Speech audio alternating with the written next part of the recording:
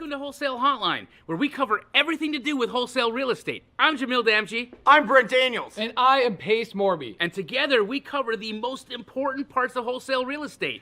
Lead generation. Conversion of sellers into contracts. And dispositions. Guys, remember when you're watching this show, do us a favor and squad up in the comments. Make sure that you are liking and subscribing to the YouTube channels and in the Facebook group Wholesale Hotline. Most important, we want to know we're doing a great job for you and helping you build your business. So go give us a review on iTunes and or Spotify. So squad up and enjoy the show!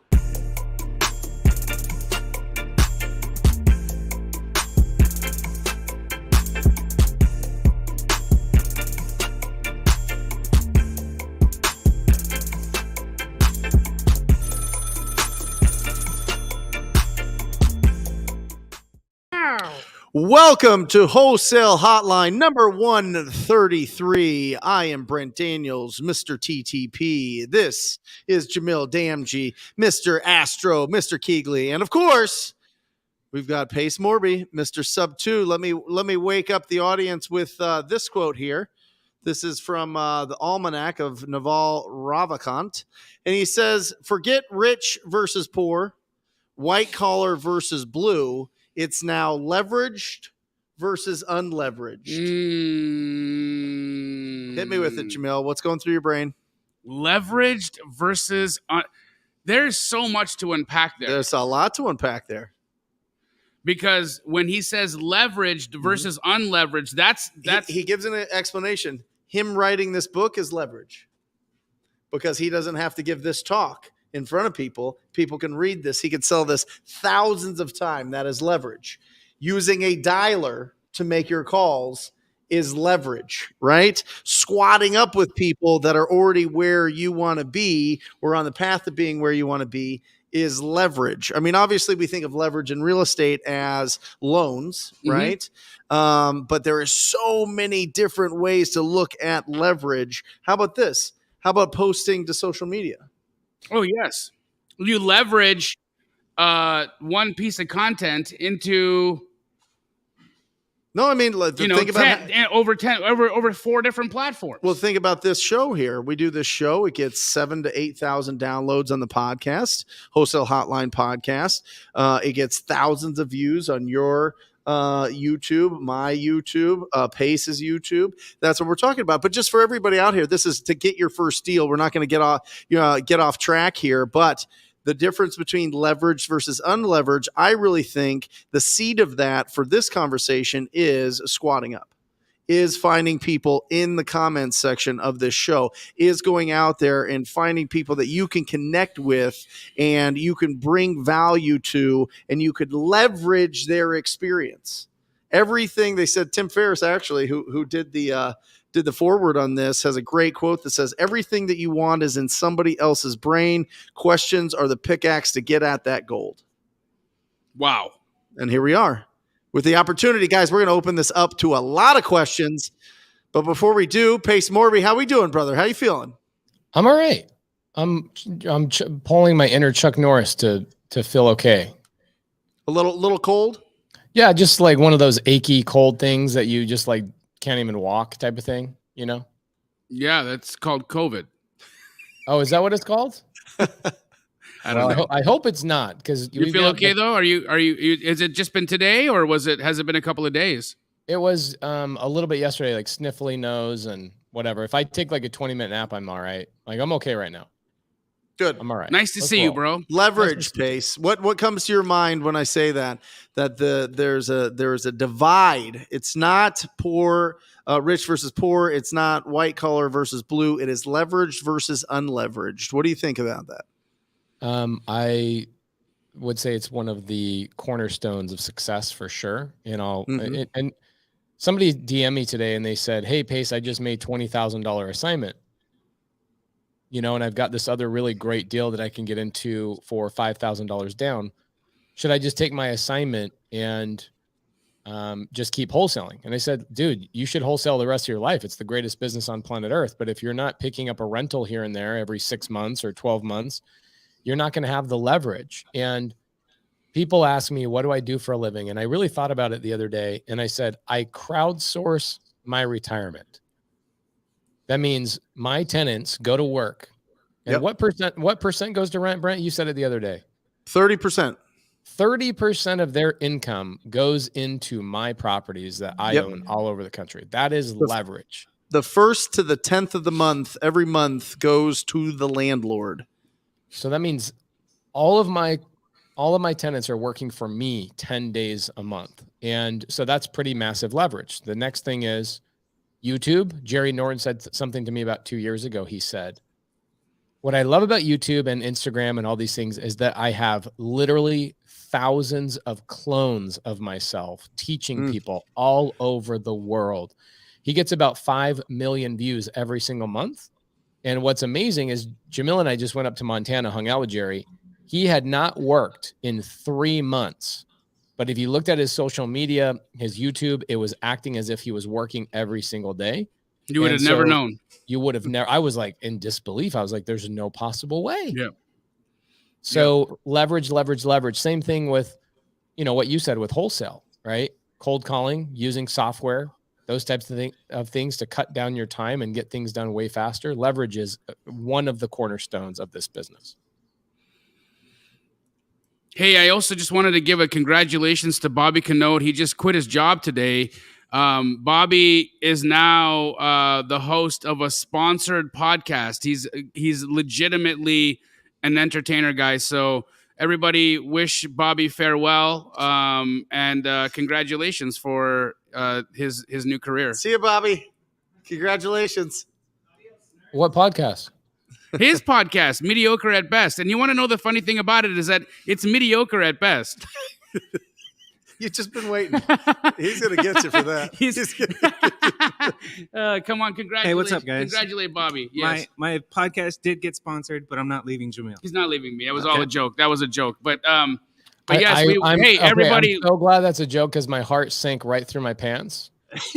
And I'm sitting here like, I can't say anything. This is a live show. What's going on? Bobby's one of my best friends. What's going on? You about made me cry. I say dumb stuff. But we all want to congratulate Bobby. And guys, if you ever want to, ring the bell for him.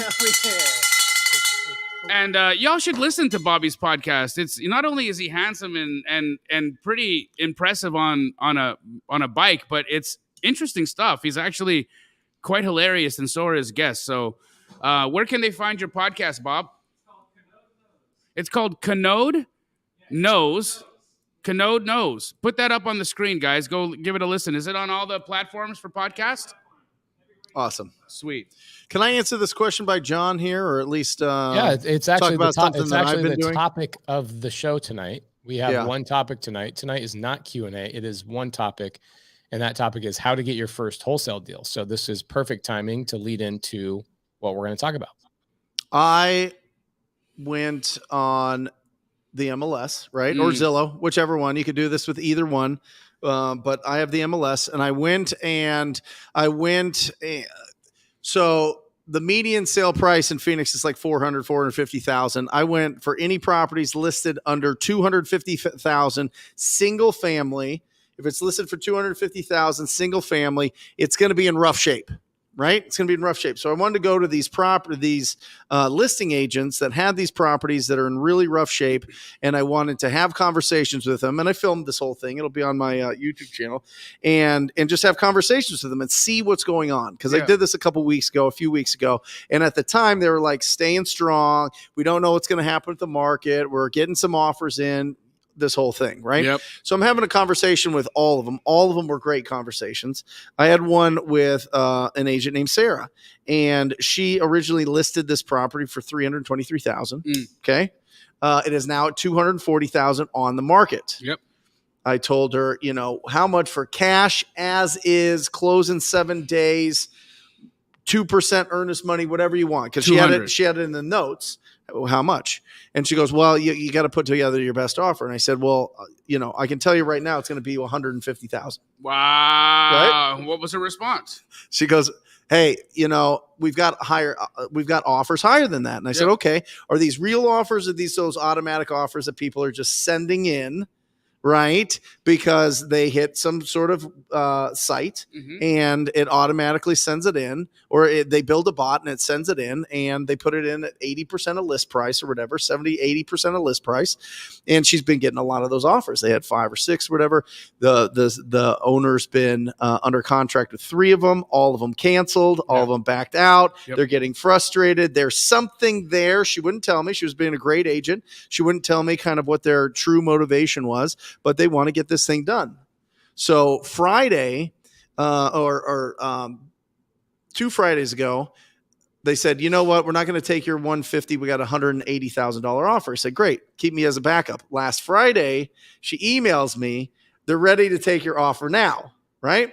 Well, last Friday, I was surprised. It was wonderful that Tom Kroll came in. It was a big celebration for me buying Wholesaling Inc. And so I gave it to Ryan, my acquisition manager.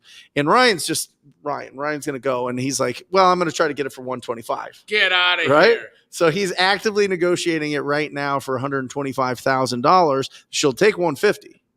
She'll take 150. We're seeing if there's a little bit more there, because we're seeing stuff on the market, and you're seeing it too. These wholesale deals that all of a sudden are popping up under 200,000 in our market. I got a text today for one in 85006 for $165,000 for a 700 square foot house. Right? Literally 90 days ago, 120 days ago, that would have been 205. Right. It's going fast. So what I'm saying, the whole thing about how to get your first deal, I would find all of those listing agents. I would go and pull up every single ugly house that's listed right now, and I would offer between 30 and 50% of the list price, not even the ARV, the list price on these properties, because all of those need significant rehab, and you can go in there and really start getting some phenomenal opportunities. This thing's 2,000 square feet, bro. I mean, it's a Frankenstein house, but it's 2,000 square feet. 2,000 square feet for 125 6 months ago. Oh, it's impossible. I would have made $100,000. Absolutely. Now we're looking to make 25. Right. Yeah. But no, this is what you're describing right now is not only real, but it's happening in every market across the United States. And not only are sellers more open to cash situations, they're open to terms. Right now, I'm in a conversation with a builder who built 10 townhomes in South Scottsdale, and he had brand new. He had listed them all on the MLS at $12 million for all 10. Yeah. Okay. Yeah. They're beautiful, 3-story townhomes, freshly built. Yeah. Never been lived in. Yeah. And right now, we're in a conversation where he's entertaining $1 million down, $8 million purchase price. I love it.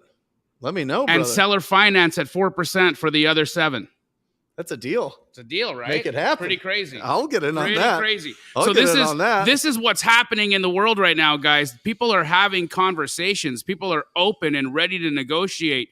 There is pain in the real estate market, and it's not that we are happy about the pain, it's that we can understand it, and we now actually, as buyers, now as wholesalers, now as creative investors, we have opportunity to go in and actually negotiate to our benefit, where 6 months ago we were literally being laughed out of some of those conversations. So this is very, very exciting to me. This is a huge opportunity. Pace Morby sent me a text message today and said, what are you most excited for right now? And I said, I'm excited for these buying opportunities. There are so many of them, and there are so many deals to be done, so many deals to be made, and our students are killing it left, right, and center. So I love it.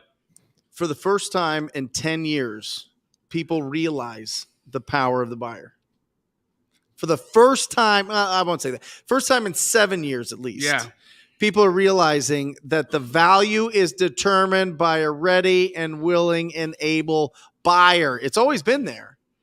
But the fact is, they get price, speed, or convenience. There's the 3 things that sellers want: price, speed, and convenience. They only get 2. If they want speed and convenience, they got to they got to work on that price. Yep. There we go. We had a celebration. Did you have somebody up there that made 14,000 there, Pace? Yes, sir, I did. Right here, Frank Gonzalez. Come on, Frank. Come on. Come on, baby. Good job, Frank. I love it. Speaking of term deals, I am currently standing next to a notary on a deal. Everybody thought you just left us. Real estate agent couldn't sell this deal, and they had a private money lender already tied up in this deal. I just need to sign once here. Yep. Amazing. So deal out in Buckeye, getting into a deal, literally not even a penny. The private lender's paying for the closing costs, agents getting paid, sellers super happy about it. Creative finance, baby. It's all right now. People are just dumping stuff. It's great. It is interesting to think because 3-4 months ago, we were all kind of thinking like, well, the market's not going to take a dip. Guys, there's 50% less activity right now in the market than there was 3 months ago. Mm-hmm. Like 50%. What'd Evan say? Evan had a question there. It said, Jamil, are you seeing buyers take deals that are listed on the MLS without any pushback, even though they're listed? And Evan, absolutely. But here's the caveat. Deep discount. You cannot be trying to wholesale a property close to the same price that it's listed for. Nope. It won't work, right? So everybody sending deals, anybody that's out there having conversations with real estate agents or doing what Brent just described, make sure that you're getting a significant discount from the listed price because your buyers they don't want what they could already do themselves. That's the real thing here, is that a buyer doesn't want to buy something from you that they could have picked up the phone and called a realtor and done on their own. So you got to negotiate. You got to get these things substantially below listed price for it to be at all interesting to a buyer to look at. 30 to 50% of the listing price, not the ARV, not what the comps say, of the listing price. I'm telling you. And that could be aggressive. I mean, I'm talking about destroyed houses. Start where what Brent's saying, but I'd say at minimum you want to be at least $50K off of list price for what you're going to be locking it up at. At least $50,000 below list price. But of course, start with what Brent's saying. Look at Dominique here. Hey, can I address something real quick? Yep. Rated R. I met him today in Nordstrom. He asked me what I did. And I said, come on to Wholesale Hotline and people will love on you. So guys, this gentleman's name is Ra. He is in Arizona. So if you guys are in Arizona, please reach out to Rated R, or his name is Ra. He sold me some pants today and he's looking to get into real estate.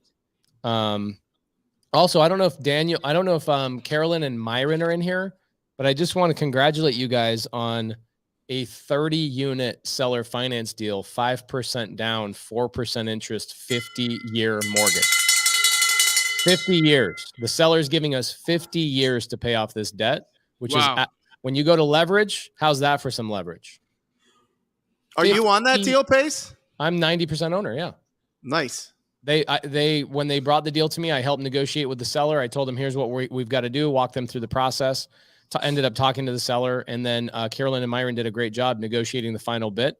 And I told them, hey, I want to keep you guys on as a 10% owner of this deal. So they now own 30 units in Corpus Christi with me. So congratulations to them.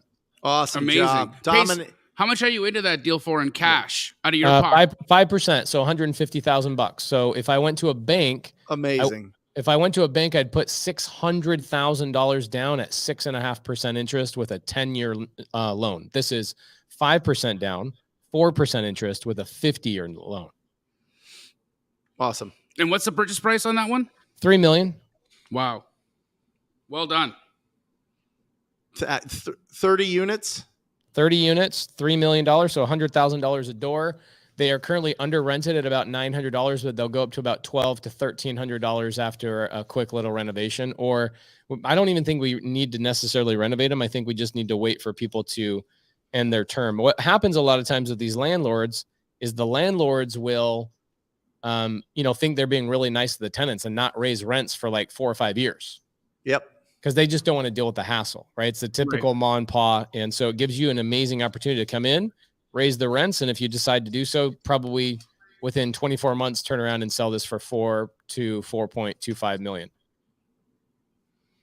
Dominique knows what's going on. I have an agent who emailed about a property that has been canceled. It was listed for $219. I offered $130, and my offer was rejected. Now he's willing to accept my offer. Telling you, all day. Like getting first deals, guys. I mean, if you listen, you can go direct to property. Let's get into that. Let's talk about some first deals, right? That was one strategy that I saw that like right away, you can start making calls to these agents and start making some offers and having good conversations with them. And for the most part, I mean, they're not going to talk circles around you. They're going to just have a good conversation with you. And you're able to get some reps in on the phone talking about real estate, which is great because their phone number's right there. They're ready for your calls. House is listed. Watch the video that I put out. I think it'll be Thursday, and get some tips on how to open up that conversation. But for the most part, you just want to ask if they have any current offers, if it's still available, and then build the conversation from there. How would you go about getting your first deal in this market? I love that approach. I think that beyond what you just described, the on market. One of my favorites again is calling agents and seeing what they have coming in their pipeline that hasn't been listed yet. So those juicy direct to seller off market deals are always going to be the crown jewel, right? That's the crown jewel of what we get from real estate agents. And so of course I'm going to be doing that as well. But again, right now, especially with what we're seeing, if you are very talented, or at least building a buyer's list, or if you have some sticky relationships with buyers right now that are looking, because there's still lots of flippers that need inventory. Yeah, they may or may not be as bullish as they were a few months ago, but they don't want to lose their crews. Here's something that I've been hearing from a lot of fix and flippers right now. They are keeping their crews busy, even if it means breaking even. Even if it means breaking even for the next 2 or 3 projects, just so they don't lose their people, because it is so hard to find good talent. And so they just want to be able to get in, keep the guys busy, keep projects flowing so that they don't lose those folks. And so if you are dealing with some sticky buyers, if you do have buyers right now working with other wholesalers are struggling right now. Mm-hmm. My gosh, I've never seen or had as many DMs or calls or text messages from wholesalers that I haven't heard from in some time. Yeah, that are calling and saying, Jamil, we're struggling, man. We just can't move the deals. Mm-hmm. Our buyers have all disappeared. Yep. And so I think working with other wholesalers and helping them renegotiate if they're locked in too high. Here's something else I want to talk to you guys about as well, is that face value is face value, but that doesn't mean that people can't go and renegotiate. Mm-hmm. Stop just giving up because it's not working with because they might be under contract in too high right now. It's always worth the conversation to say, hey, look, sellers are they are expecting that people are going to be renegotiating right now. It's happening. Yep. And so if you aren't taking advantage, especially if rather than canceling a deal, do your best to try to get it done. And if that means a renegotiation, that means a renegotiation. It's just part and parcel for this type of market condition. And how long should they be putting their escrows at and inspection periods? I mean, I haven't changed those numbers yet. I think that you should always have at least 10 days in inspection period. Yep. You should at least have 2 weeks to 30 days for a close of escrow. I haven't seen those adjust as much as, but sellers are open. We're going 30, 60. 30. Wow. Mm-hmm. Here we go for Justin, I think. Why I would have a problem with 30 to 60, and you may disagree here, and that's great. Yeah. But I think a close of escrow that far out, you have more risk of your buyer putting down EMD, committing to the deal, and then not performing in 60 days than if the close of escrow is in 2 weeks. 100%. So that, to me, that's a little bit more risky to extend the COE. We shorten it once we sell it. Got it. We just need more time to sell them. Got it. That's it. Yep. And we have that conversation with the seller. We're not your buyer. We need to go out and reach out to our network and find a buyer for you. We're going to wholesale this. We're going to assign this deal. You can have these conversations now that you couldn't have a couple years ago because they were like, close now yourself with your own money. Show me all, you know what I mean? Yep. It's a little bit different. Yep. Not everything. I'm just seeing that kind of creep back into it. Did you see who he blocked? Yeah, I don't. What's that? What was that person saying? I don't know. Which There one? he is, Justin. Lame. All right. What's he saying? Something nice? Always. You gotta love it. So what I did is I threw in the StreamYard link in the side chat. If you guys have a question, there's actually a couple of people have some really great questions, like how do I wholesale a deal? Andrew Zizzo says, Pace, are we doing a live Zoom tonight? Yes, I'm doing one tonight for new sub 2 students. It's not something I normally do, but I've been having fun doing it the last couple of weeks. So yes, we will be doing that. If you guys have a question, come behind the scenes. We'd love to chat with you. Jasper Son's got a question. Jasper, Hey. I think your question was, how do you avoid shiny object syndrome regarding what? I'm so sorry. So that's another question, but I actually have a question on a lead. Okay, you get to choose one question tonight. Okay. Yeah, Okay. then I'm not going to do the Jasper, shiny object one. I love Jasper. I spent a lot of time with him in our private Zooms. In the last probably 2 weeks, I've answered maybe 10, 15 questions for him, which congratulations to him. He just made his first $9,100 wholesale deal. So good for him. What do you got for us tonight, Jasper? What question do you have for us? Yeah, so I'm currently JVing with Jason Lombardi on this, but I just have a general questions about like a portfolio lead. So this is a tired landlord who wants to sell all his 13 properties, but I'm getting like a kind of feeling where he doesn't really like. He was telling me to look up all the addresses for his houses, so I did that. So he's making you do the dirty work. Yeah, basically. And then another thing was he was just giving like general price ranges for the different houses he has in different areas. And, he wasn't really into, going in deep dive and going into like the conditions of the properties, because there's like 13 and he's not going to tell me the condition for all 13. What is your advice? Like, what should I do in this case? Okay, so Jasper, we've talked about this ad nauseum in sub 2 and actually on YouTube lives. If you had to rate this guy's current motivation level 1 to 10, what would you say it is? Maybe like a 3 or 4. Okay, it sounds like it's more like a 1, maybe a 1.3. Mm-hmm. Okay, it's not a 3 or 4. The 3 or 4 is you lacking other leads, convincing yourself. It's called one-itis. You know this. You just close the deal, so you're hungry for the next. I totally get it. What I would do is I'd say, hey, and very politely, this is something you guys have seen me do on seller calls so many times. I would tell the seller, hey, I'm so sorry. I've got so many other sellers worried about what's going on in the market right now. I need to hurry and keep on in contact with them. When should I follow up with you? Is there a time where you're sorry, I'm a little bit sick. So I would ask the question of, is there a point in which you're planning on making a decision? Is it 2 weeks, 90 days, etc.? Because I'd like to just follow up at that point and pull back.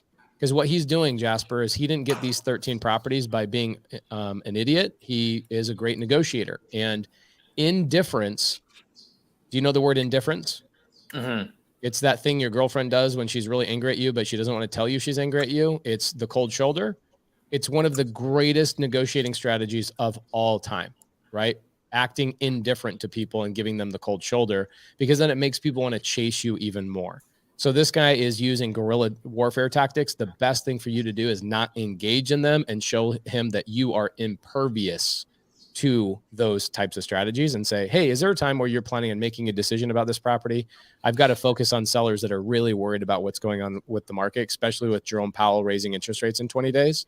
I really got to hurry and focus on those. It doesn't sound like you're really that motivated to work with me. And throw that right on him very confidently, planning on him walking away. Okay. Remember, Jasper, we had this conversation the other day. Tony Counts, who's my bookkeeper, Brent Daniels knows her very well. I had dinner with her the other night, and she told me the story of how she got hitched to her current husband. Right. And the story was she met him at a real estate meetup. She turned him down. How many phone calls did it take until she finally picked up the phone and said, fine, I'll go on a damn date with you? You don't remember, but it's 6. I was going to say 6. The 13 was the follow-up one. Okay, so don't let people push you around. The solution to confidence on the phones or in real estate is generating more leads than you can handle, because you literally just don't have the time to sit around and mess around with people that are a 2, a 3, or a 4. Yep. Okay. Great question, Jasper. You're about to say one more question, but I'm not going to let you. You're handsome and appreciated. See ya. Jasper is awesome. Happens all the time. It gets exciting when somebody has a portfolio, and then you start digging in, and they have no motivation. Yeah, I tell people all the time, don't waste your time on portfolio deals. Yeah, very rarely have I ever. I've bought a few of them, but they rarely have motivated sellers in those circumstances. Very rarely. What I usually do is I tell them, I've told this story multiple times. There's a seller named June that I was working on with Katie Fisher. She was a TTP student, still is a TTP student, obviously. Yep. And she brought a seller to me that had 90 properties at the time. And the seller was trying to leverage these 90 properties to try and get me to give her these really high sales prices. Yep. And I said, June, why don't we just work with the absolute worst property you currently have? Let's start a relationship. And if I decide I even want to continue to do business with you, then we can have a conversation about those other properties. But I want to show you that I can perform. You're trying to get married to me. I just want to go on the first date. Literally the line I used on her.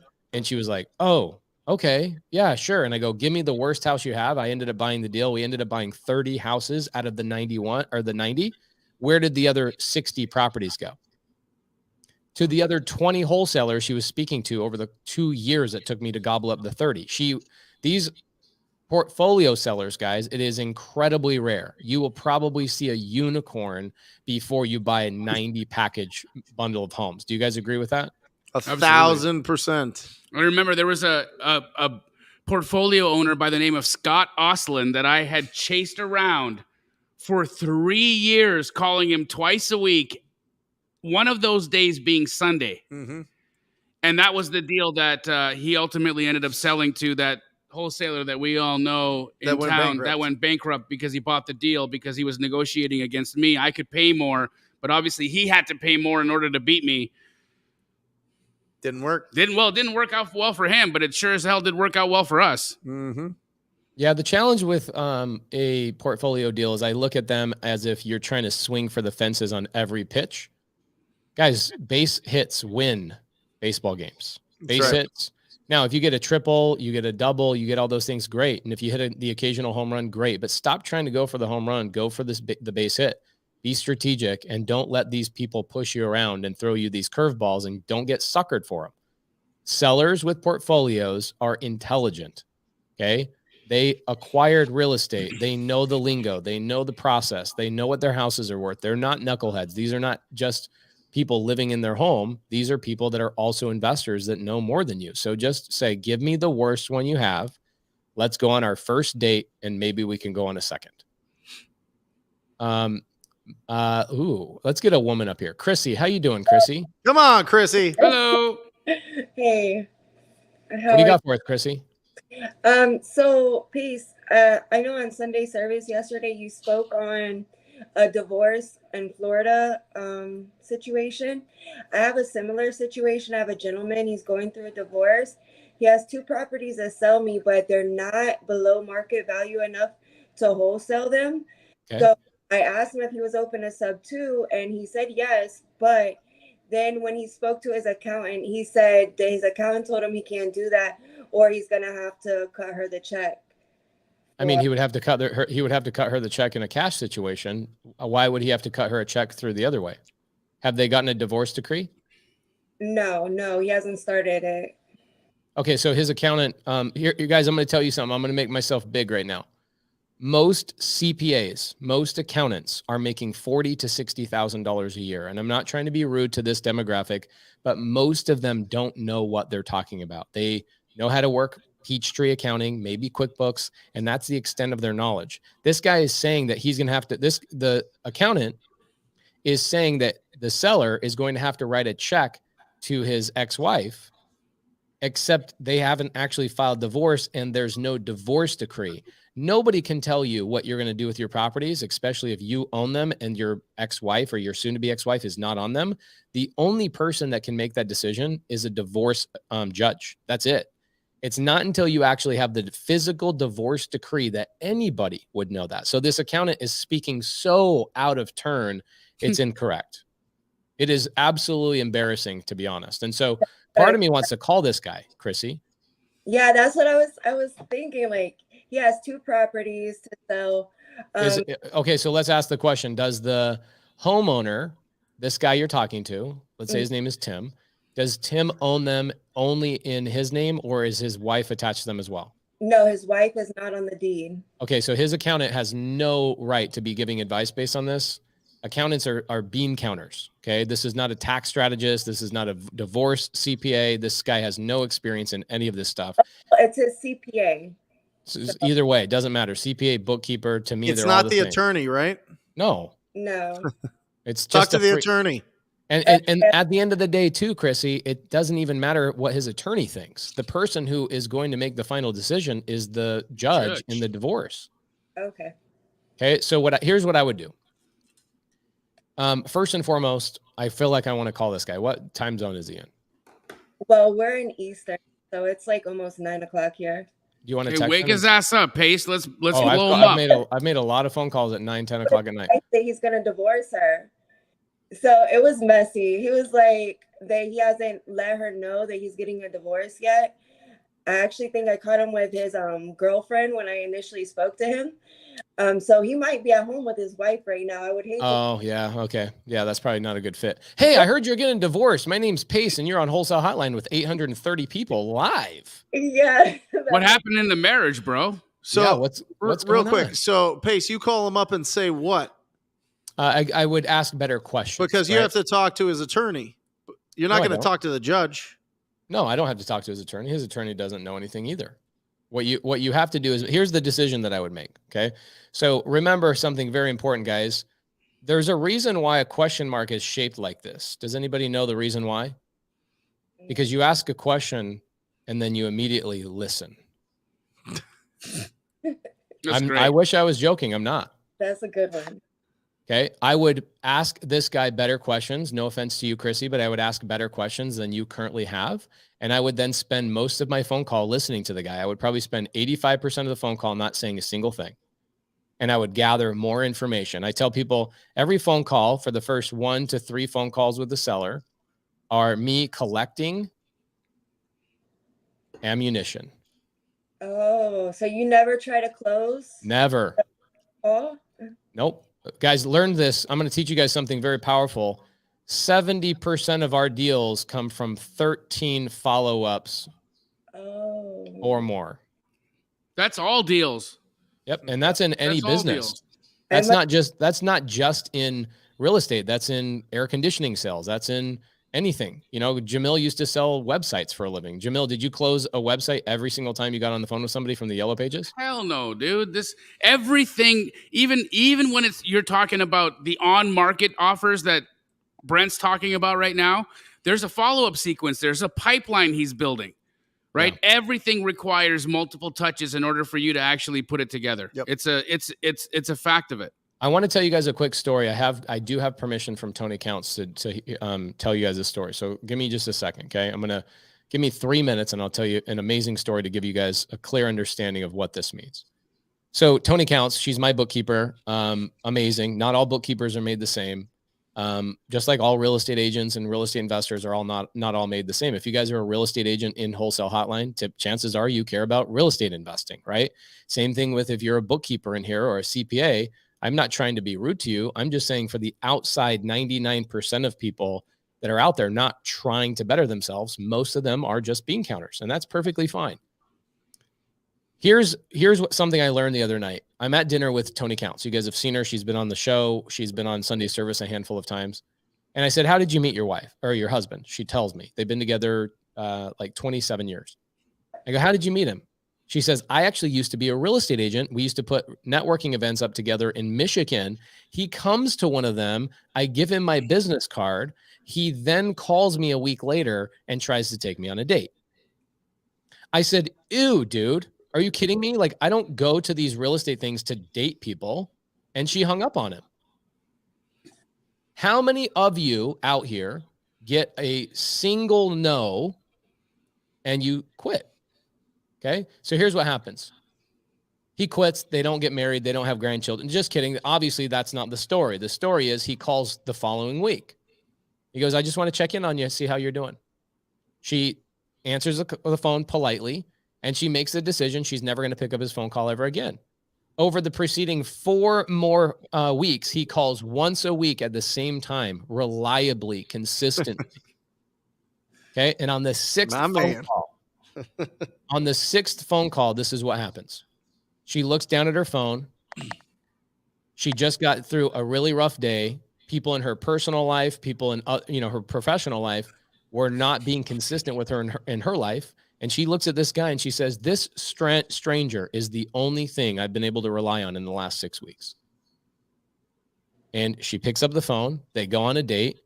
And she doesn't even understand this. She tells me at dinner the other night, she goes, honestly, Pace, I don't even know why I picked up the phone on the sixth time he called. I go, I know exactly why you picked him up on the phone, because he was the only person that earned that date or earned your respect, earned your trust. Everybody else in your personal life, your professional life was, being inconsistent, etc. And so I got to ask you guys, if you are your sellers that you are calling and following up with, if you guys are your real estate agents that you're calling and following up with, and you call one time and that agent doesn't have a deal, or you call a seller that says, I'm not really interested in selling today, but maybe in a couple of months, but you never call them back. One, they're never going to remember you. And number two, ask yourself this question. If you were that seller, would you sell to you? Sellers want to work with people that are professional, consistent, persistent, and show up. So if you don't even have the gall to show up and call, you don't deserve to be in any business. Forget about real estate. You don't deserve to be in any business. You need to earn your sellers' trust. Your sellers need to get to know you. Again, write this down, 70% of my deals come from 13 follow-ups or more. 13 follow-ups or more, 70% of them. Okay. Now, you guys need to understand this. There's a lot of people that have met their wives this way, that they were just consistent and persistent and they earned that person's respect. And so you have to ask yourself this question, everybody, are you being persistent with these sellers and following up? Now, Chrissy, I'm going to tell you something. Yeah. If you have not called this seller 13 times, then there should never be a single thought in your mind that this is not a good opportunity for you. Okay. Okay. Not a single one. Some of the best deals I've ever done were deals that were sent to me $1 million overpriced. Same thing with Brent. Same thing with Jamil. They come back around. They come back around. It is crazy. And what will end up happening to you in this business is you will be in this business long enough to look back on this moment and go, holy crap, Pace laid out $50 million in education just in a 4-minute time span. Is that your deal? Don't ever chase your deals. Chase consistency. And what will happen is those deals will come back to you over and over and over. Jamil, how many times have people sent deals to you at Keegley and you guys say, no, it's not a good fit, but we would be a good buyer at this. And they show back up on your desk a month, 2 months, or even longer later? Every day. Multiple times a day. Would you say that that's at least 50% of your deals are people that are coming back a second time around? Well, yeah, because, if you're looking at the deals that we do with wholesalers, especially when they're fresh out the gate, and they've learned from, wherever on YouTube, and they haven't really understood how to price things right. And they're expecting, I'm going to make, $100,000 on my first wholesale transaction. And so they come in with a price tag that's above retail for their, potential wholesale deal. You've got to just be honest, right? And you got to tell them, hey, man, there's no way this thing is ever going to sell anywhere remotely close to this. And they usually, we'll end up get the little dance. Oh, that's really because I've got buyers right now that are really close. I just wanted to see if you and I could do a deal because I like you. Yeah. Right. So, Chrissy, really great question. This is one of those deals that you have to follow up with. This is not going to be a deal you close in the next call, the third call, the fourth call, etc. Right? Right. So what I would do is you've talked to him probably a handful of times, maybe 3 to 4 times. I would start spacing out his time frame. Who knows? Maybe this guy never gets divorced, right? Maybe he never goes down that road. Now, I did talk last night about executory contracts. So yes, you can go that route and buy the property without the wife or ex-wife knowing, because he is well within his legal rights to sign upon his own behalf. That's what I wanted to know about. Okay. But that's a high level creative finance. I'll talk about that maybe again next Sunday. Go back and review what I talked about last night on last night's episode where I talked about executory contracts. But yes, you can buy properties without somebody else in the party knowing about what's going on. And the deed does not technically change. In Arizona, it's called an agreement for sale. In other states, it's called a land contract. Some states, it's called a contract for deed. Some states, it's called a bond for deed. There's literally 30 different names for it, but the umbrella term for it is an executory contract. It's the same way you buy a car. Okay. So for example, Chrissy, do you have a car loan? Yes. Okay. Who holds the title? Do you have the physical title or does the bank? The bank. Okay. So the bank's the owner or you're the owner? The bank. Right? Nope. The bank is just holding the title for security. Your name is actually on the title.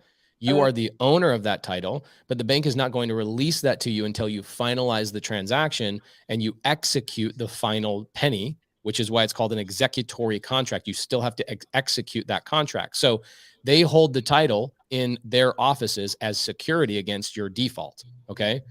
It doesn't mean you're not the owner. You are the owner. You have ownership over that car. You can fart in it. You can paint it. You can sell it. You can refinance it. You can do whatever you want with it. Right. Right. That's your car. So it's the same thing with this guy, is that you can work out what is called an executory contract where you have legal ownership of the property, but the deed is held in his name as a security measure against his wife finding out that he sold the property. Creative finance is amazing. So it just kind of depends on what you want to do. What I would do, Chrissy, is come into Sunday service so I can break it down even further on Sunday, and I'll help you out. But just follow up with the guy, and remember, write this down. Say 13 follow-ups before I even make a single complaint. I wrote it down. Okay, perfect. All right, thank you. Good job. Great question. I freaking love Wholesale Hotline when we can talk to the people, you know? Ooh, Dan Quijano.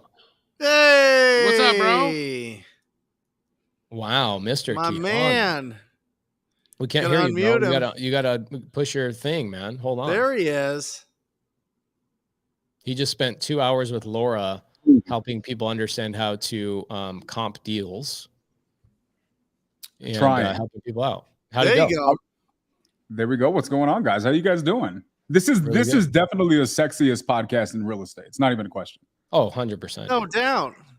Wait till he pops his top off. That's my favorite part. That's literally why I show up here. Sometimes it doesn't happen, but that's why you guys got to comment and leave a review on the podcast thing. That's right. Quijano, do you have a question? You want to hang out with us for the next 45 minutes? So, I mean, yes to both, but I do have a question. And I was actually going to bring it to a Q&A, but I thought maybe it could be kind of cool for the Wholesale Hotline peeps. Let's do it. Bring it. So we had a call in the nightly dial, ended up calling a lady who was in a situation I've never heard before. It was kind of interesting. Oddly enough, a gentleman by the name of Femi, who's a newer sub-2 student, who's also a real estate attorney in the area, happened to be the first person to call. I did the follow-up. He got stumped. So I figured I'd bring it to you guys. So I love this. Okay, great. What do we got? Situation was a lady inherited a house from her father who passed away, right? She had a sister. Sister got the money. She got the house. Issue was she's on government assistance. She's on Medicaid, Medicare, all the things, right? When we were talking to her, she kept saying, I can't do anything to this house because if I sell it, I'm going to lose my benefits, right? But I was confused at how she got the property in the first place. So we ended up getting off. Femi, the attorney, ended up calling the 8 offices. It happened to be in his area, just worked out that way. And essentially what the 8 offices said was that she was never supposed to receive the house in the first place. But because she did, she's in this weird situation where she has this house that she can't sell because if she sells it, it risks putting her in a situation where she loses her benefits. So we were kind of brainstorming at what the options were. And the only thing I could come to, just even as a possible conclusion, which is still risky, is maybe if she gets a trust set up and then quick claims this thing to the trust for maybe $1,000, you know, if she's going to pay more than that in taxes, it's written off as maybe a loss at the end of the year. It gets it away from her personal name. But so she doesn't have to worry about her losses. She doesn't have to worry about gains on this thing. But then there's still, I don't know enough about trust law to know if that's still going to cause an issue with her benefits. So we were all kind of stumped. Figured I'd bring it to you guys. How much is she allowed to make a year and not lose her benefits? I don't know. What I do know is she's living in an assisted care facility. So she's scared to make anything. She doesn't even work. Sure. So I don't know. So the solution is something along the lines of what you talked about. What I would do is, if she's in assisted living, which means she's older, what I would probably do is I would set up some sort of partnership agreement with her or something along those lines, that the property then transfers ownership to me upon her death. And then I receive the income along the way, so that the property stays in her name. She doesn't have to gift it. She doesn't have to do anything. She doesn't have to receive any money. So it'd be essentially a very, very long-term novation agreement. And I would have, or you would just do an agreement for sale where you'd never record the deed. The deed would stay in her name and you would take care of the property. You could even figure out how much money could she receive on a monthly basis and give her $50 or $100 a month, as long as it doesn't disrupt her benefits. That's a really good point. Yeah, because even the gentleman who worked in the offices, the 8 offices, he said that she actually was, because you know how it is when you're dealing with sellers, they're always going to have stories, and most of the time they don't understand their circumstance, and it's really embellished. But he was right. He said she was on point with that, and that she was really probably in a bad situation from getting this house in the first place. That sounds like it could be a good option. We'll probably take all of the clips of this and maybe share it as the challenge there, especially with creative finance, is that I always tell people I get the same leads as everybody else, right? And same thing with you, Quijano. We get the same leads as anybody else, and those leads go through the same filter, right? So here's my filter, and my funnel, right? So my leads come through this funnel, and if I'm using cash, that's only one filter, right? That's my cash filter. And what happens is that cash filter lets leads fall through the cracks because it's a pretty wide open filter. You then add stuff like sub 2 as another filter, so it catches more sentiment or more, leads. Then you add seller finance, lease options, and then you add novation agreements, all that kind of stuff.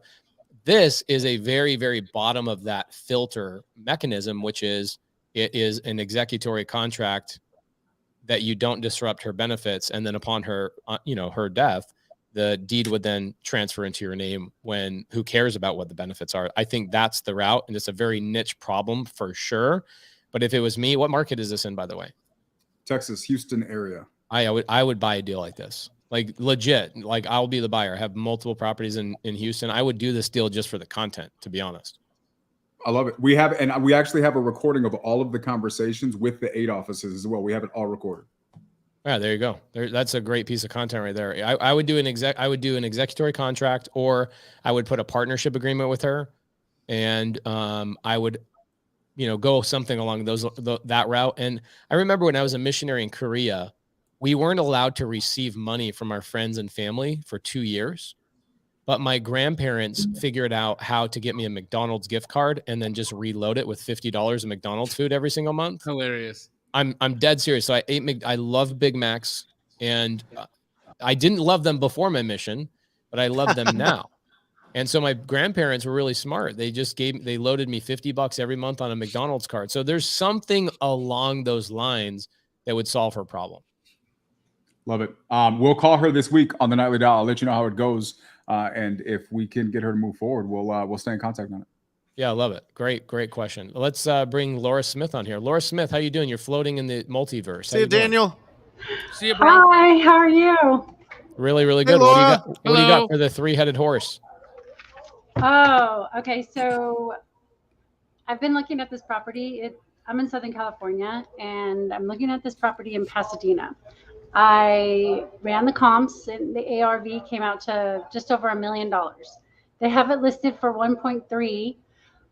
I put the renovation at like $200,000 because we're in California. And then I put an offer in at $715,000, and they never responded. But it's been listed for over 250 days. And I just looked, and it's still there. Did you call the agent? Yeah. Or who are you working with? So I'm working with Heather, who happens to be an Astro Flipper. But you're using a buyer's agent to so you got Heather acting as the buyer's agent to try and submit the offer? Yes. Okay, that's the person in astro flipping knows better than to do that. It's one of the most important things that I teach is do not add friction into agent deals. Meaning, if you've got a property on the MLS listed that's sitting, the responsibility is for you or whoever wants to get the deal under contract to go directly to the listing agent and have a conversation with them and say, look, I see this property listed on the MLS. I'm running comps on it. It looks like the house would be worth about $1 million if it's been fully remodeled, and you've got it listed $300K above that, and it's in original condition. So I just wanted to find out where's the seller's head right now, and do you think these guys are open to a realistic offer anytime soon? It's been listed for how long? It's on the market for 254 days. Right. Yeah, Right. they're not serious. They're not serious, or they just the agent doesn't know how to engage. They don't. The agent doesn't know how. They have had possibly, 1,000 offers, possibly, bro. Possibly. They have had every. Or what city is this in? What city is it in? It's in Pasadena. Yeah, and it's had 1,000 offers. Yeah. So it's just The seller, to Sierra Madre. The owner of the property does not want to sell that property.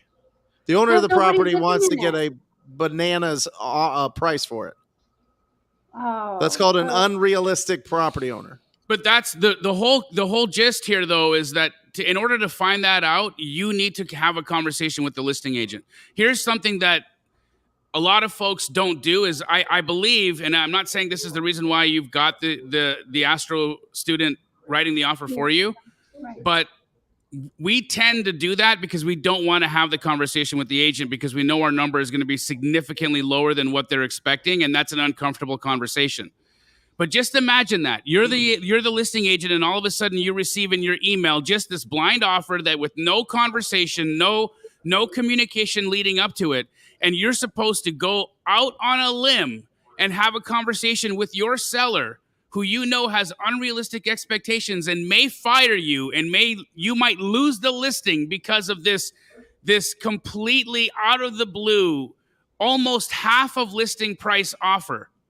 And you expect that they're going to actually pick up the phone and have that conversation? No, I see your point. So that's the reason why. What's the address? I have Let's call it right now. Huh? I have it right here. It's 3180 Paloma, Paloma Street, Pasadena, and then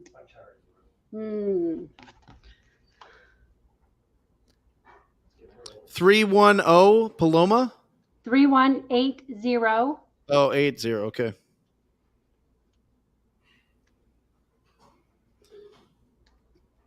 Pasadena, California. All right. 3180. I'm not finding it. 3180 Paloma. It's on Zillow still.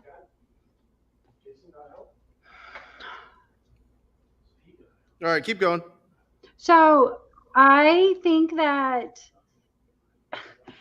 I don't understand. This is what I don't understand, because this is more of a liability for a homeowner now with this house just sitting vacant. Number one, because of the squatters in California that have more rights than the homeowner. Yep. And number two, I mean, why would you not just get rid of? Why are you listing it at the price that would be turnkey in that area? So I think the fact is that this realtor doesn't have control in this situation at all. The sellers are 1,000% driving the conversation. They're driving the price. This realtor is doing what 90% of realtors do, which is just post and ghost. Okay. She put the property on the MLS and she's praying for a call. Praying for a call, praying and praying, hoping that some complete vegetable is going to buy this property because the numbers make no sense. Let's go. Yeah. You got a number? Yeah. He's calling. I'm going to mute you, Laura. Hey, Len, this is Brent Daniels. I was calling about your listing there on Paloma.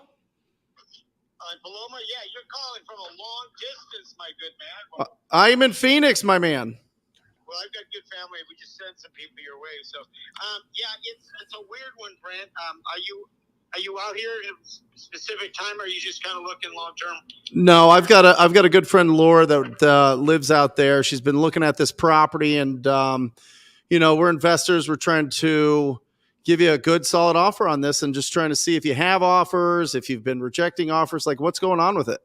No, it's kind of like in stasis. What happened is we had a squatter in there for a year. We got her out.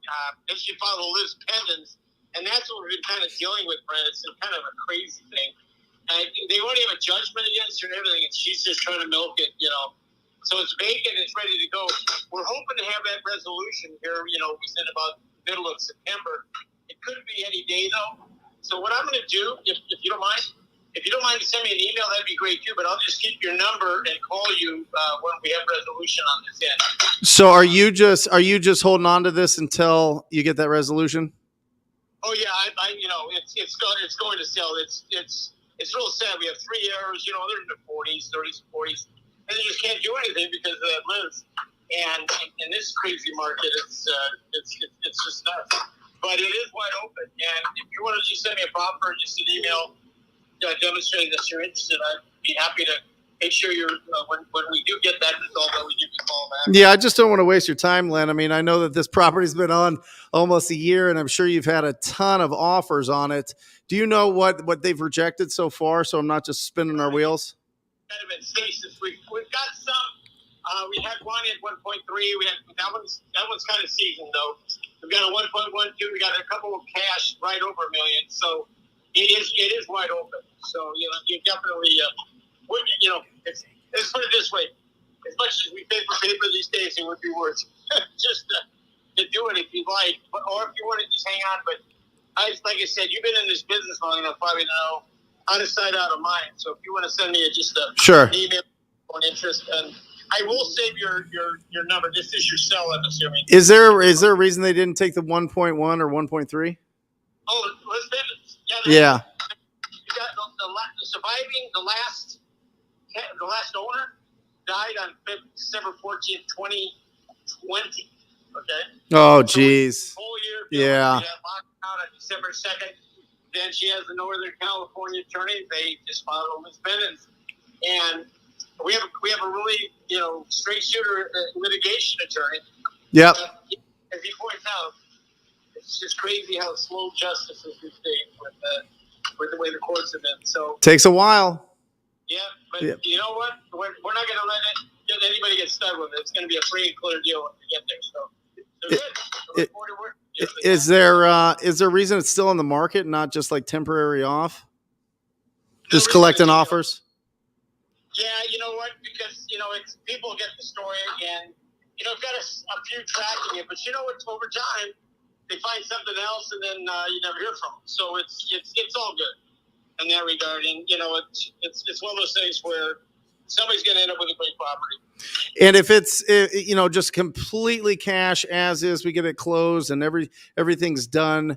Where would we need to be at? Can we get under 800,000 on this thing? Well, if you put that in front of them, it could be the last man standing or the first man standing. It's really a tough call because I don't have a vote in the what do they say? I don't have a horse in the race, but once we know that they're out, I'm just going to notify people that have shown interest, and that would be you in the court. Yep. Some of the cash that's going to go to the top, the front of the line with some others. So yep. Yeah. So good. Awesome. Amazing. I got you, Len. I got you saved in here. Thank you, buddy. See you, bud. Bye. Amazing call, bro. Really, really good call. What did we learn from that? That was freaking awesome. We learned everything.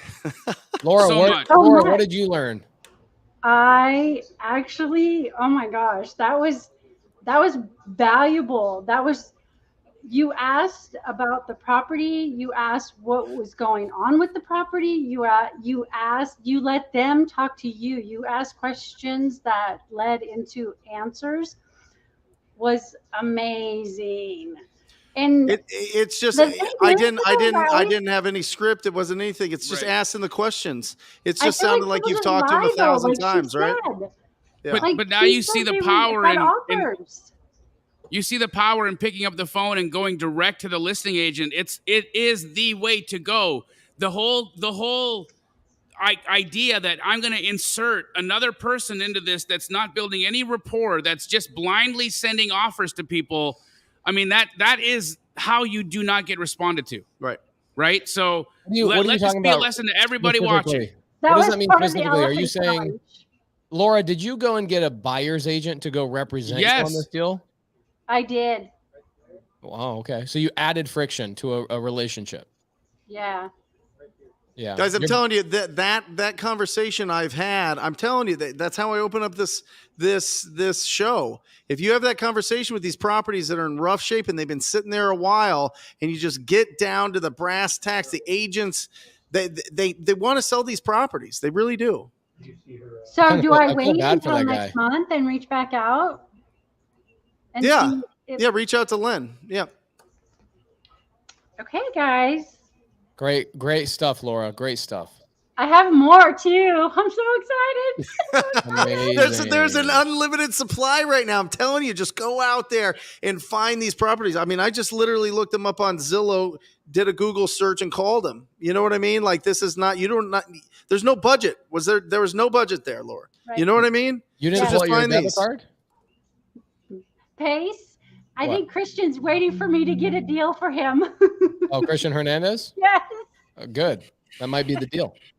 And by the way, I have the master here next to me, making sure I covered all the bases. It was so fun listening to that conversation. Really, though, like Right. Listening to the way that the guy was talking. Of course, talking in circles. Yep. Okay. Very little of what he said. Parts of it made sense. I love the fact that he fessed up that there was a squatter in there, and that had to be something that they had to deal with. But there's still it's not lining up as to why this property is listed on the MLS while it's got all of these legal situations going on with it, and that they're not accepting offers at this time. That's not true. It's not true. Of course they're accepting offers right now. Otherwise the property wouldn't be listed on the MLS. That's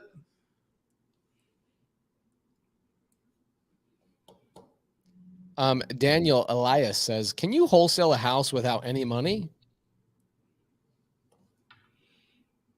Yeah. Right, Jamil? Yeah. I mean, it depends. Here's the thing, Daniel. It depends on if you require earnest deposit for consideration to make a contract valid. But technically, you cannot deposit in earnest money and still move on with the transaction. Absolutely. It's just not a valid contract. If everything goes smooth, then fine, you can do that. But if the seller is requiring, some earnest money, then great.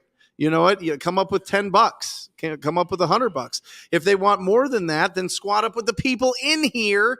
And, you know what I mean? Yeah. Did you see that there has been numerous people here who have stated themselves to be Gator lenders? There you go, right there. Pace just put one up on the screen. So the people that are Gator lenders are, Pace, why don't you explain the concept so that if somebody wants to do a deal and they don't have access to EMD, how can they connect with somebody who is a Gator lender?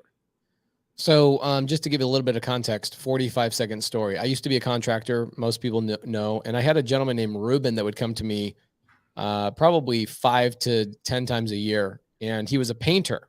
So I was a general contractor. Ruben was one of my painters I subcontracted out to. And he would come to me on Fridays and say, Pace, I've got a payroll that I'm not going to be able to make my payroll. I need $6,000. And I'd say, for why? And he says, because my other customers paid me $6,000 to cover my payroll, but the check won't clear until next week. And I go, okay, so what will you give me? He goes, if you give me $6,000, I'll give you $9,000 on Monday. Damn. This is where Gator lending started. Okay. So, and this is why we have about 1,000 Gators in the tribe, people that have gotten about $5 million in business lines of credit over the last 3 months to lend money to you guys. Okay. So the process of Gator lending is if I run into a deal and the agent says, yeah, we'll do this deal with you, but you need to give us $5,000 security deposit or earnest money. and you don't have that $5,000, well, everybody that has a gator emoji in their name right now has that $5,000. Okay. So I created the gator tribe so that you guys specifically never have that excuse of not having money for earnest money. And a lot of gators are currently doing double closes. They're doing loan sponsorships. They're doing all sorts of creative things to get people money where they need it. So there you go. Eric says he's got $100,000 in gator money. Get him, Eric. So there you go. How can you be a gator lender? Go on my YouTube channel and just type in Pace Morby Gator Lender, and it'll teach you. There's 3 videos on it. Teaches you guys that stuff for free, for the most part. All right, we've got some good people in the back. Sheldon, how you doing? Hey, good, man. How's it going? Really good. What do you got for us tonight? So I got this house in Connecticut. It's on 12 acres. The seller is letting it go for $450. He has an agent. Contract with the agent is like 6 months long or something like that. But the catch is he's willing to let it go to me for $360, $370. And the other catch to it is he has to wait for someone to basically die before he gets into a retirement home, and then he could sell. So he basically has nowhere to go. He doesn't want to go rent another property or anything before, and have to move twice. So I'm not really sure how to approach this. 12 acres, for $360, $370 in Connecticut, it's a pretty good deal.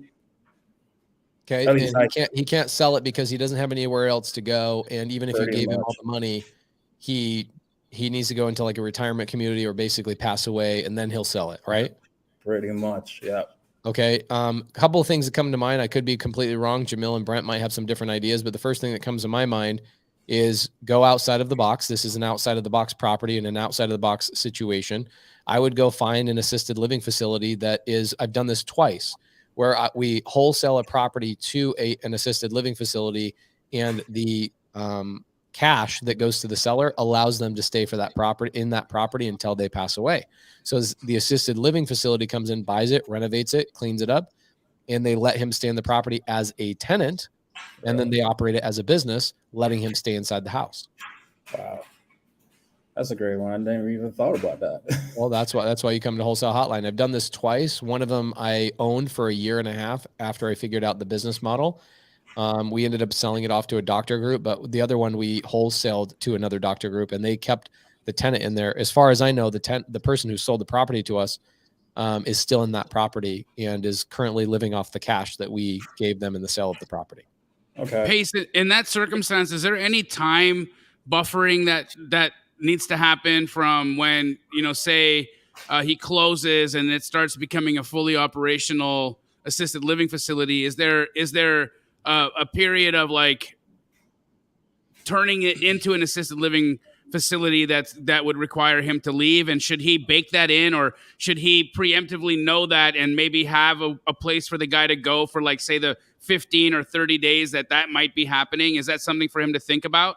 It would take about 6 months to get something licensed, fire sprinklers, insured, and then staffed, because an assisted living facility is not just a rental, right? Jamil and Brent and I know this.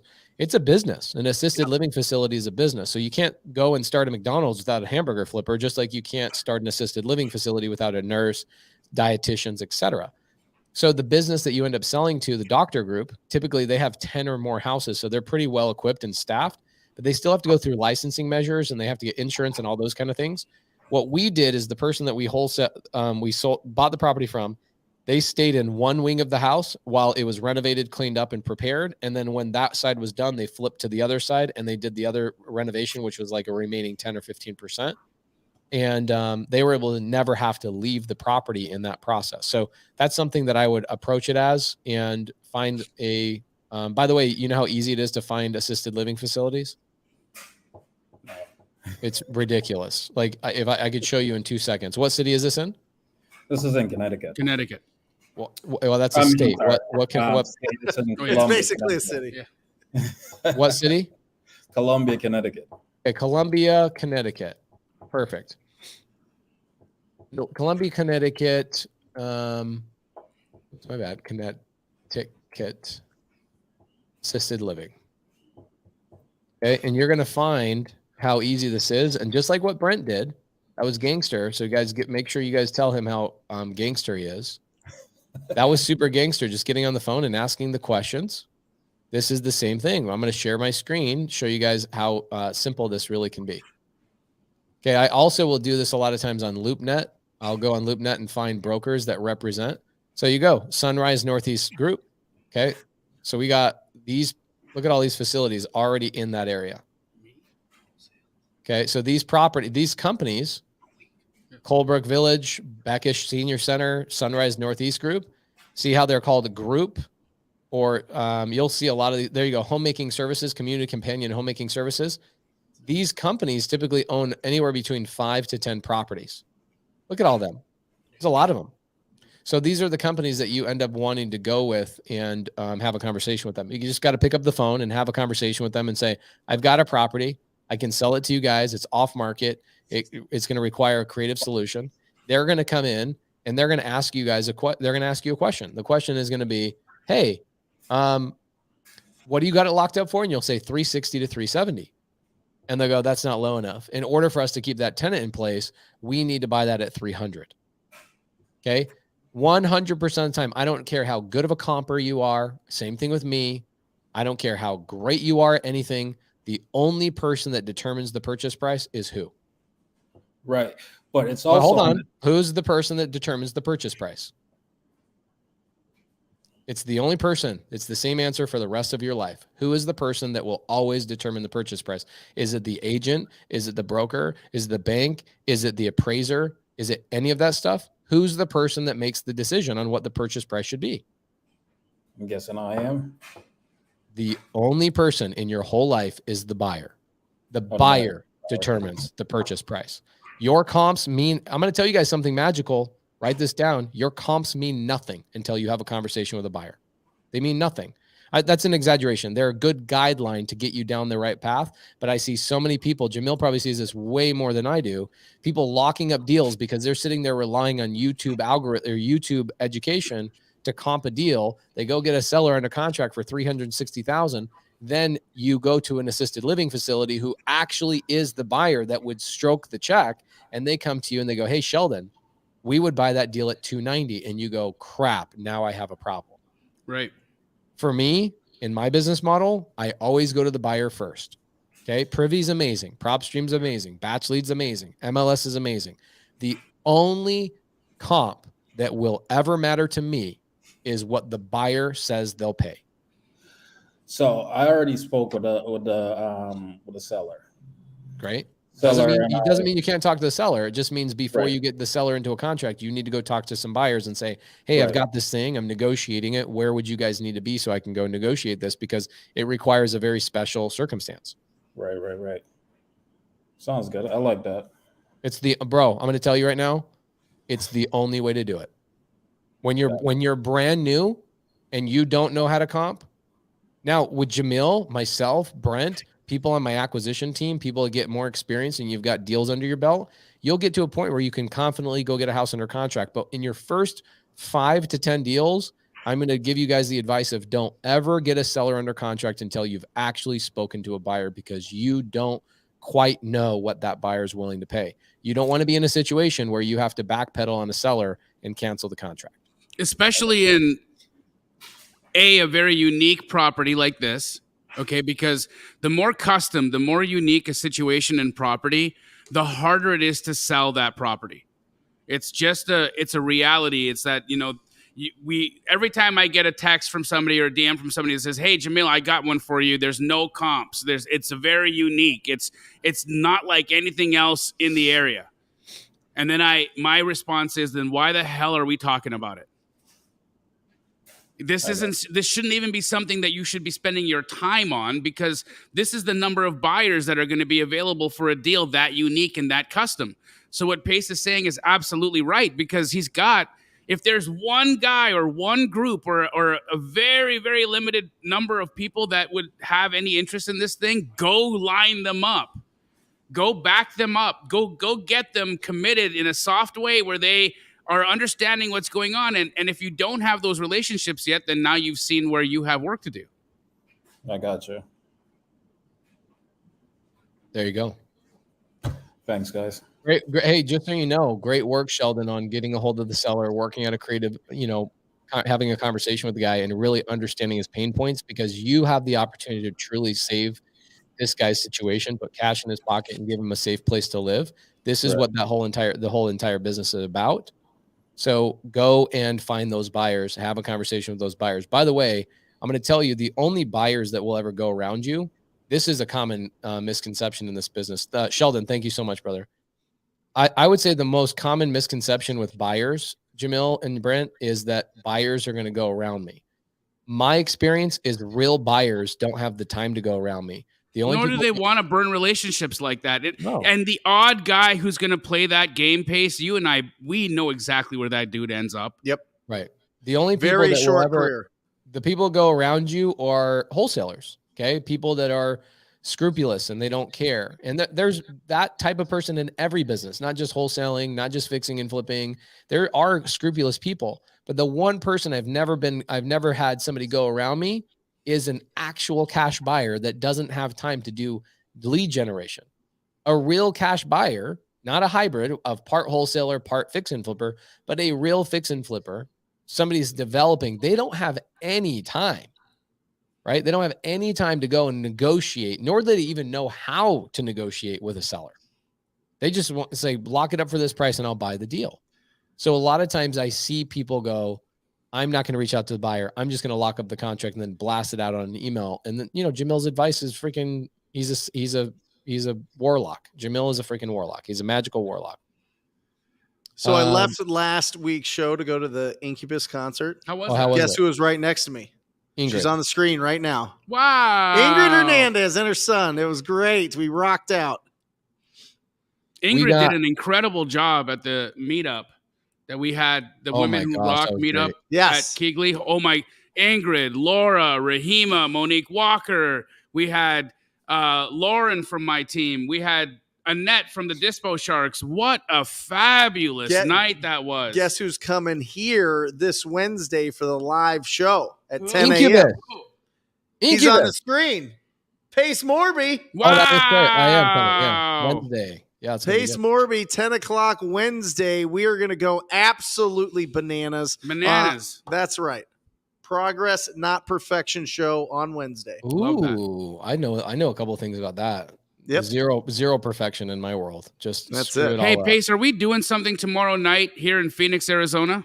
Yeah, I'm like blown away by that. Actually, we get a text message from Elena Cardone this morning, and she says, "Hey, I'm in town. I'd love to do a meet and greet at one of your guys' offices and actually meet the people." And we were like, "What?" Huh? This is a lady that at a 20-person mastermind Jamil and I were just at has 2 bodyguards that swarm her, because her and Grant have now surpassed the $1 billion net worth mark. And of course they have full-time security, 4 people combined. And so I'm sure she'll have her security with her and whatnot, but this is a person that doesn't typically do meet and greet. So that is happening tomorrow at 6 p.m. at Jamil's office at Keighley. It is a beautiful facility. There should be enough space. 6 o'clock. What are we feeding the people? Charcuteries. Nice. Charcuteries. And how can people get the information? Well, there's 2 ways that you can actually be available for this. You can show up live. And if you show up live, Bobby, if you would, put the address in the chat. You can show up at 6 p.m. at our office in Tempe.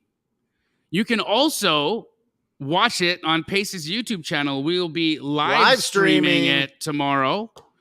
And Pace, if you have a link, or Bobby, if you have a link, you can put that. You guys all know where Pace's YouTube channel is. Most of you guys are here on it right now.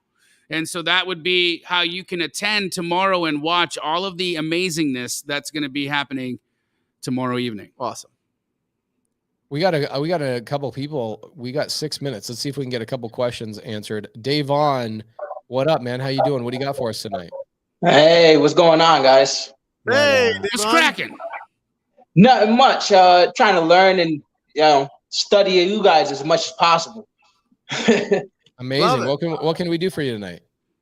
So I actually just started on my journey, I want to say 13 days ago. So this is a new thing for me. But I actually got through cold calling a client down in Virginia in Covington and actually locked up a house. So my dilemma now is where do I go where do I go next? I actually got the contract, but I don't know what the next steps are. Do you know if you have a deal? Yes, it's actually signed contract. I actually have it. No. That's called a contract. A that's deal a contract, but we don't know if that's a deal sign. yet.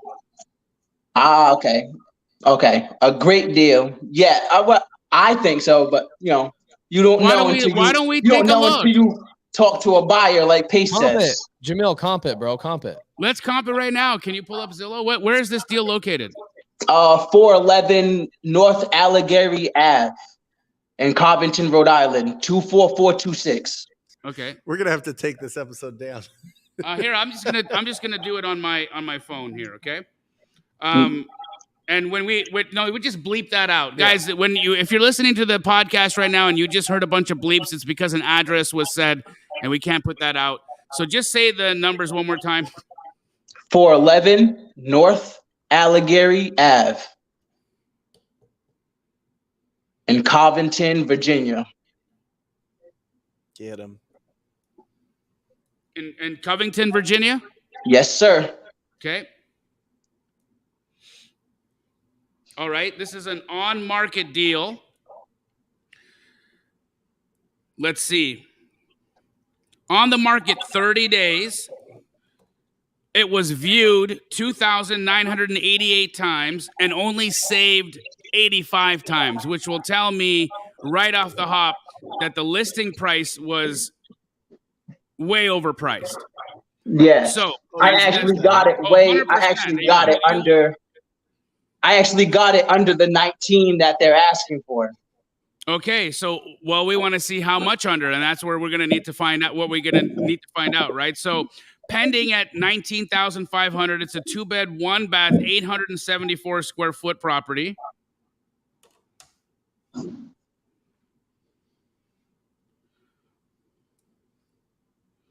Very little nearby in terms of sold properties. Almost no comps. There's like no comps. Everything is old and old. Yeah. Okay. And typically when we talk about a house that has no comps, what do we usually say? If there's no comps, there's also no buyers. Now, looking at what properties have sold for in cash in the area over there, historically, they're at like $5,000. And so if you've locked this up for more than $5,000, my gut tells me this doesn't trade for more than $10K. So if you've locked it up for more than $5,000, I don't know that there's going to be a possible buyer for this. There may be, I don't want, if you find somebody magically that'll take it, that would be great. But I think that your contract, I personally wouldn't contract something like this because there's not a lot of people that are buying over there. There's no activity. The last sale that happened was $5,000 a cash sale, and that's still from quite a while ago. So it's not like they've got anything recent there either. But that's where I would say if you were going to take a run at this and give it a shot, my gut would say lock up at 5 and wholesale at 10. Where are you sitting in that range? I got it at 9. Okay. So great. I mean, you might want to get out there and try marketing it at like 11. Could he sell it to a turnkey or there's no chance for it to be a turnkey. It's in very rough shape. Also, it's been sitting on the market at 19.5 for a month. Yeah. But that's okay. I'm glad you did the work, right? 90% of people won't take the initiative to even do the thing that you just did. So be happy. Give yourself a ton of kudos. And yeah, Brent's going to ring the bell for you for taking action, for doing the thing, right?